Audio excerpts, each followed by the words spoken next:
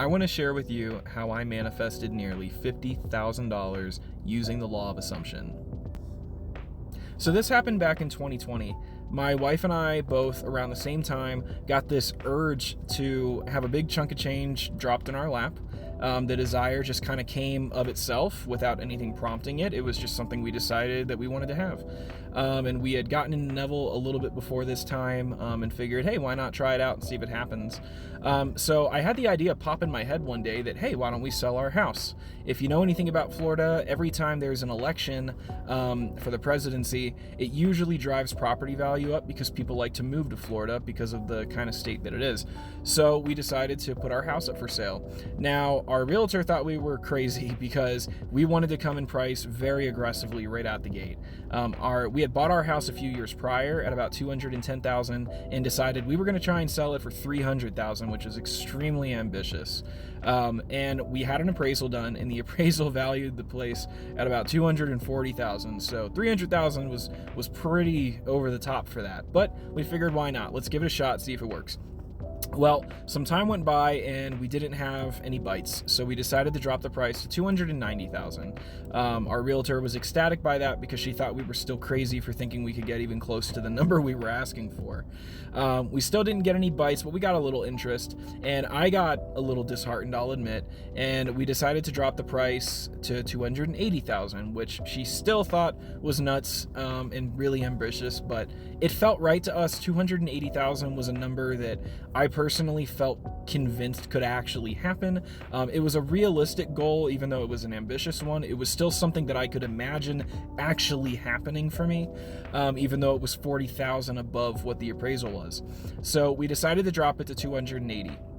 Very soon after we did that, we did get an offer, and they were willing to pay the $280,000. My wife and I were ecstatic. We were celebratory about the whole thing. However, the night we got that offer, we both decided, well, why not ask for a little bit more?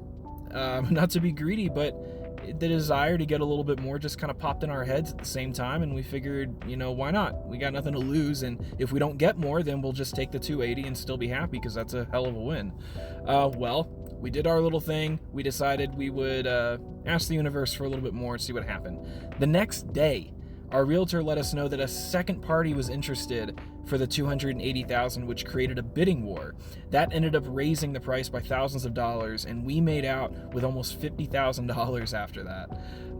It was a really crazy experience, and it ended up helping us relocate to another state we wanted to go to, get a new car, and enjoy a nice transition in life. Now, the reason I wanted to share that story with you all is because the law of assumption did not just bring that money to us.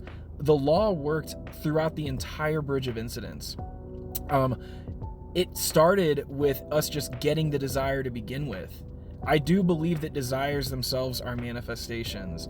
And then the idea to put the house on the market, the idea to list it for that price, the idea to settle on a price that felt more realistic, all of those pieces were manifestations. And I want to bring that up and put attention on it, because the law of assumption does not just manifest the end result that you're looking for. It manifests the entire bridge of incidents that you will cross to get to that desire. And funny enough, all the things that you'll have to do on that bridge of incidents, you're going to do completely unaware of the fact that you're doing them for that manifestation to unfold. There were a lot of things in that process that we had to do that it would not have been successful if we had not done them. The thing is, all the things that we had to do, we did completely unknowing of the fact that it was necessary to bring about that final manifestation we were looking for. So I share this story with you to encourage you that the law of assumption is not just going to manifest the end result that you're looking for. It's going to manifest every single step along the way, including the desire, the very first desire that's going to pop in your head. That is part of the bridge of incidents itself. That is a manifestation that comes about from the law of assumption. So I hope this story gives you all a little bit of encouragement. I know that when it comes to working with the law, people like to use it for money and stuff. Who doesn't? Money's great. I love good coffee. I love Versace.